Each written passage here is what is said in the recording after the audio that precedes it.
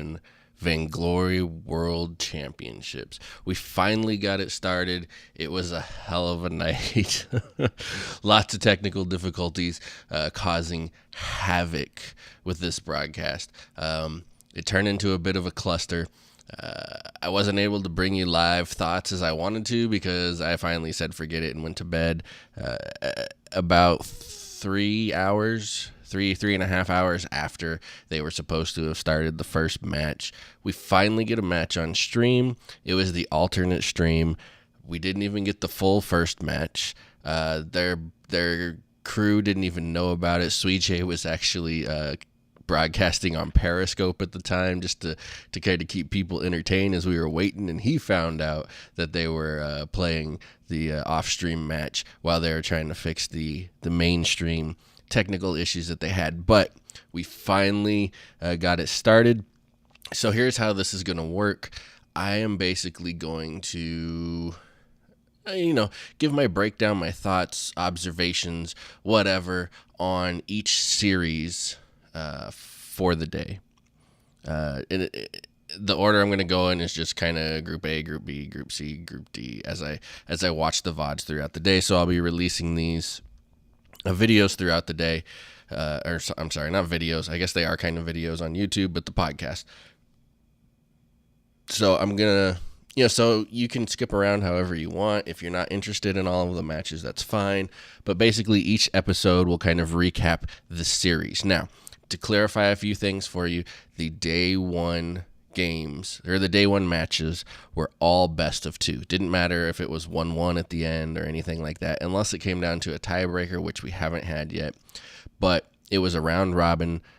Basically, the teams played two matches. They call it a best of two, but I don't know that it's necessarily a best of two.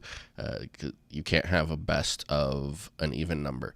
So they play two matches. They basically accumulate points for each win. So if in the two matches they go 1-1, each team gets 1 point, things like that. At the end of the round robin, the two teams with the most points move on to the quarterfinals. Okay, so we're going to start with Group A here first, and this first series that we're going to talk about is C9 versus Pain Gaming. This is the first broadcast that they actually put on for us on the alternate stream.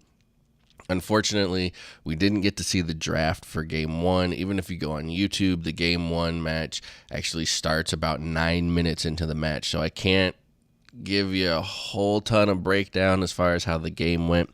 Here's what I'll tell you. Pain had Rona, Lyra, and Samuel. C9 had Blackfeather, Sky, and Arden. Okay. Immediately there, I'm looking at that, and I like C9's draft better. Rona counters the Blackfeather, yes, and I'm guessing that C9 baited that out. Again, we don't know. I'm going to guess. So here's how I guess that the draft went, not including bans, because I don't know who they banned, but I'm guessing that Pain was on A side, so I'm guessing that they first picked Lyra. C9 probably first picked Arden. Then they did some bans, and then C9 picked Blackfeather. Pain probably went Rona, Samuel, and then C9 ended it with Sky. That would be my guess of how it went, but I could be wrong. You should get the Blackfeather first pick, but I'm going to guess, kind of knowing how C9 tends to draft, they generally prioritize their captain unless Vox is on the board. I would guess that Vox got banned. But again, they probably used that Blackfeather Rona type thing, the Blackfeather pick to bait the Rona into the Sky, because we know old school, his hero pool is probably a little what you would consider shallow, right? We know him very well for his Vox. That's kind of his comfort there, but he has been becoming very proficient on the Sky later in the season this year.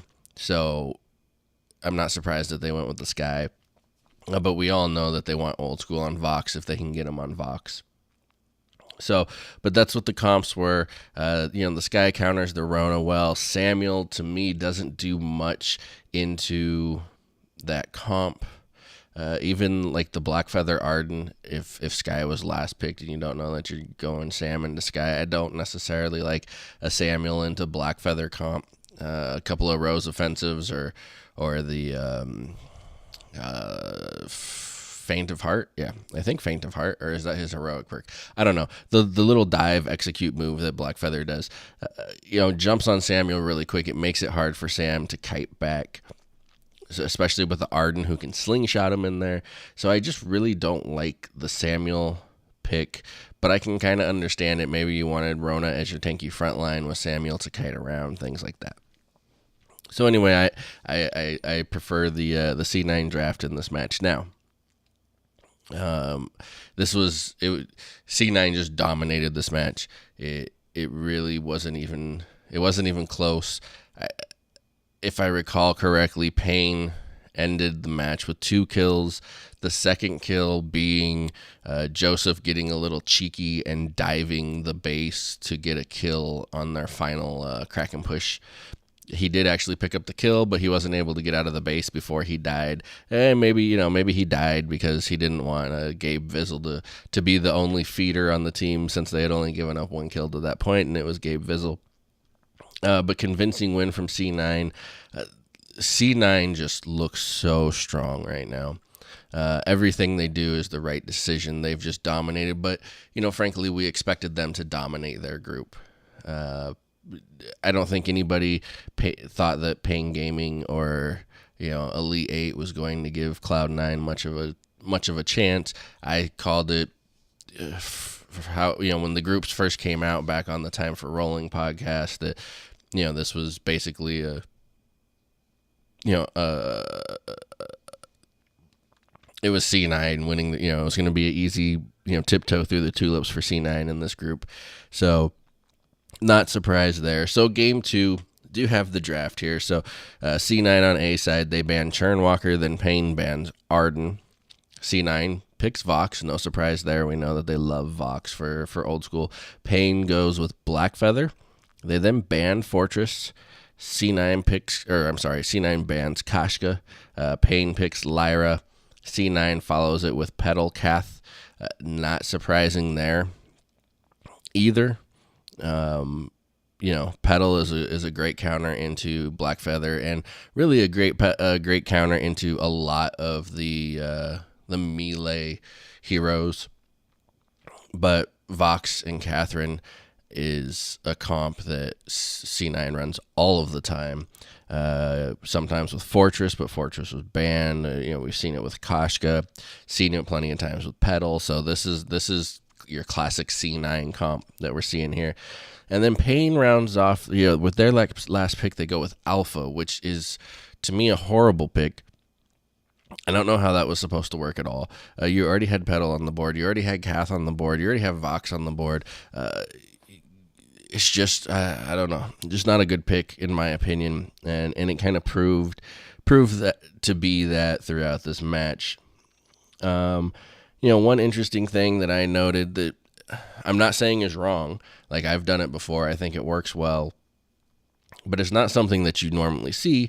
But Payne Gaming, Justino Ferreira, I don't know, I can't say the name. Their jungler starts alpha with double defense, tier 1 armor, tier 1 shield. So that was interesting. C9 does their typical rotation that they almost always do, where they start at the Elder Treant. They prioritize that Elder Treant in almost every game that I've watched them play. At least in this last season and leading, and obviously they're holding true to that here at Worlds. This was, again, just another kind of dominant match by Cloud9, but it was kind of slow for the first, I think, 7 minutes. Nothing really happened. And then Payne, overextended. We had an alpha kind of dive and use the termination protocol under the turret, although stayed alive through that, surprisingly. But that allowed C9 to kind of turn it around. And by the 8-minute mark, give or take, C9 had a 3K gold lead, pushed down the first turret by 9 minutes, and they were just snowballing. So, Payne could never really get any footing underneath them. Alpha in the jungle only had Aftershock for I don't know, the first 10, 12 minutes and then never completed the broken myth that he was building into. I don't think that that's the right build for Alpha anyway, in my opinion. But, I like Aftershock, Clockwork, Dragon's Eye. Some people prefer to go Dragon's Eye before Clockwork, but I just think Aftershock and Clockwork on Alpha makes her really hard to kill. Like, at the pro level, it's not impossible to kill her, but it's really hard with all of the energy for her reboot makes it so hard to kill her in reboot mode, and the ease in which she can get off her core charge or her prime directive and just constantly spam these abilities. Like, you just keep chunking down the cooldown on your ultimate, and then so by the time that they actually get you down again, your ultimate's back up and you just keep rebooting. So, but they just never able to get any traction. Joseph was just dominant on this pedal, going with the double Shatterglass build. And just I've been in awe, and they've done it for quite a while, but they really showed up so far in this tournament. C9, I'm talking about. They just look so much sharper, so much smarter than their opponents. Like it's like they understand the game better. So, and like taking objectives, they've always been great at objectives and map control, and we didn't see it too much in this game just because they don't really have here really like the type of comp that wants to chase you, and it's not like their Vox Koshka Fortress where they just want to just chase you down and barrel you down, right? With Petal and Vox, they're gonna more kite you out. But when they have like the dive comps, they are so good at getting that Crystal Sentry off the map. But let me there's another example that I saw in this match of how well they use the map and they control their opponents to do exactly what they want. So this was around like the 15:45 mark, I believe. There was kind of the standoff type moment where, C9 was in Pain Gaming's Tribush. And Pain Gaming was kind of down in that area by their Crystal Sentry. And C9 hadn't eliminated the Crystal Sentry yet. I believe it only had one life, but they hadn't eliminated it yet. A lot of teams try to force that fight by that Crystal Sentry, right? They just try and dive. For whatever reason at the pro level, a lot of teams like to underestimate the damage and the effect that Crystal Sentry can have, or they think that they can just blow over a team, especially when they're as far ahead as C9 was in this situation. So your average team here is just going to bull rush Pain and try and take that fight right under the Crystal Sentry. And we've seen it a lot where teams will do that, and then they lose the momentum, right? Pain ends up winning that fight because of the Crystal Sentry help, and the other team just kind of under. But it's not Cloud9. Cloud9 doesn't do that. They see that, they know the Crystal Sentry's up. So what happens?